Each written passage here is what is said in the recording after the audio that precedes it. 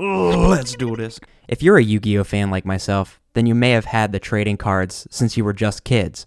Unfortunately, back then, I didn't know jack about how to play the game, so my younger brother and I would just take the monster cards and play a sort of war-style game where we each had half of the monsters and just flip the top cards of each pile, and whoever had the highest attack or defense, if we decided to change it up, would win and be put into a winner pile. We'd do this until one of us lost all their monsters and the other one was the winner. I know, pretty silly, right? But those cards still reign in my heart as some of my favorites of all time. Nowadays, I know that most of them, especially the normal monsters, are not very viable in today's meta, but just for old time's sake, let's list my top 10 most nostalgic monster cards in Yu-Gi-Oh! Who could forget good old Time Wizard? The first card that Joey got from Yugi on their way to Duelist Kingdom. Now, in the anime, Time Wizard's effect, or should I say effects, were a bit off from what the actual effect is. I mean, if you had a spinner from another game, you could possibly use the Time Warp effect, but more people have coins at their disposal. Also, using Time Warp on Baby Dragon isn't how you make Thousand Dragon, just making that clear. The reason that it's not higher is that I never really used it in any shape or form in duels later on when I actually learned to play properly. When you think of early flip effect monsters in the game, only a few come to mind, like Morphing Jar, Maneater Bug, etc. But the one that's most nostalgic for me would be Trap Master. He always had the most bizarre design, and I was somewhat creeped out by it as a kid. Those other flip effect monsters may have been objectively better, but I decided that this one stuck in my memory more. Early ritual monsters were, for a lack of a better word, weird. The levels didn't always match up to its battle stats, such as Crab Turtle being a level 8 with no effect, mind you, and at best having level 7 stats. And one of the first ritual monsters that I saw when I was a kid is no exception, Performance of Sword. This level 6 non-effect ritual monster has 1950 attack and 1850 defense, meaning that it should be either level 4 or 5. The reason this particular card is so nostalgic is that when I was at one of my friend's house, he had a huge collection of cards, and that card was one of the first that caught my attention since I had never seen a ritual monster before. Its unusual stats also added to the significance. You know that one monster that Yugi Muto had in the anime that is, in theory, better to play than Dark Magician?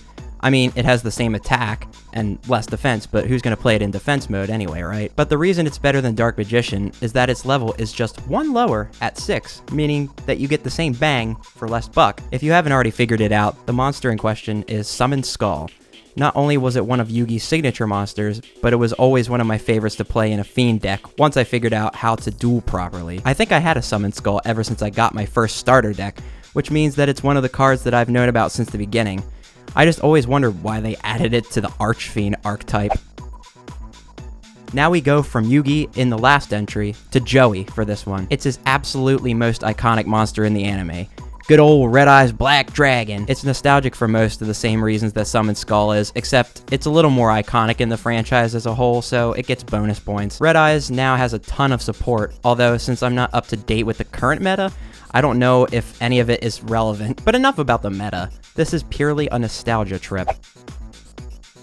Now, in terms of being iconic to a character's deck, this next monster, played by Pegasus, is not really that significant. But in terms of my personal nostalgia, I just can't forget its face. Or non-face.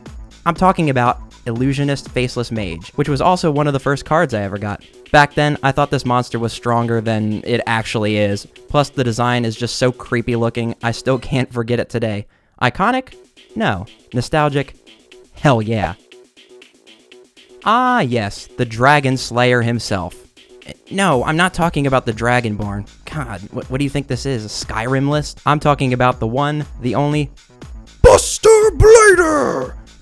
Sorry about that. That was a pretty bad Yugi impression. Back in the day, Buster Blader could be one of the strongest monsters in the game with his 500 attack boost for each of your opponent's dragons on the field and in their graveyard. And seeing as dragons were and still are some of the most popular monsters, it was pretty easy to find an opponent that had almost, if not all, dragon-type monsters in their deck. I just love this card and the memories of getting it in the first place. And speaking of dragons, my number 3 belongs to literally the most iconic dragon, if not monster, in all of Yu-Gi-Oh! Blue Eyes White Dragon. As with most of these cards, Blue Eyes was one of the first cards I ever got, so the nostalgia value instantly goes up. But what's different about that particular Blue Eyes is that I had the card up until a few years ago, meaning that I had the card for nearly 10 years. Now, being naive, I never took the greatest care of my early cards, and the Blue Eyes took quite a beating, having a crease in it and just looking a bit faded by the time I got rid of it. Just thinking about it brings me back, man. Now it's time for the first fusion monster on the list. It's a combination of one of my previous entries, Buster Blader, and Dark Magician. That's right, Dark Paladin! Easily one of my favorite spellcasters of all time. Now, if you think Buster Blader had a good effect, just hear this. Dark Paladin gains 500 attack for each dragon-type monster on both sides of the field, and in both players' graveyards too. That's a lot of power if you play your cards right. Literally. But that's not its only effect. No, not at all. It can negate an opponent's spell card just by discarding a card from your hand. And this effect is not limited to once per turn. If you had this monster back in the day, it could be an almost insta-win. I remember playing it against my friend a while back and got the card up to over 5,000 attack, as opposed to its original 2,900. So as you can probably guess, I obliterated him like Exodia. Draw your last pathetic card so I can end this, Yugi. My grandpa's deck has no pathetic cards, Kaiba, but it does contain the unstoppable Dark Paladin. Impossible! Dark Paladin. Obliterate!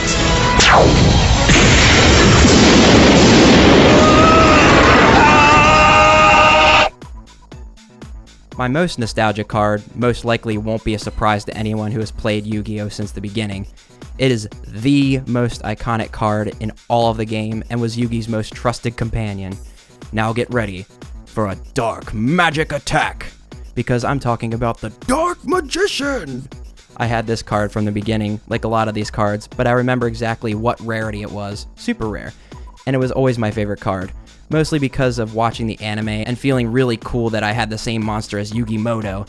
My brother and I would always show this card off to our friends that played the game and even decline trades for objectively better cards just because we loved it so much. I don't think there's much else to say about this extremely nostalgic monster. So that's it for my top 10 most nostalgic monster cards in Yu-Gi-Oh! Remember to like the video, subscribe if you're new here, and comment down below what your most nostalgic monster cards are. And if you'd like to help support my dream of making YouTube my full-time job, you can check out my Let's Duel Disk merch and my Patreon down in the description below. And if you came from outside my main channel, I do make other types of videos over there, so check that out below as well. And I will see you guys next time.